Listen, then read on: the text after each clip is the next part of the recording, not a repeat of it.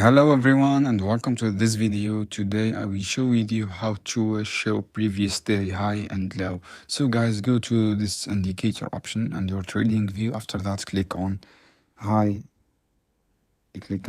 low, yesterday, as you can see here.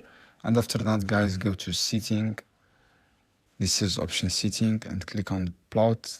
Click the circle and click the plot. Also click on circle, click OK. After that guys, go to setting here and go to straight line and click this option guys.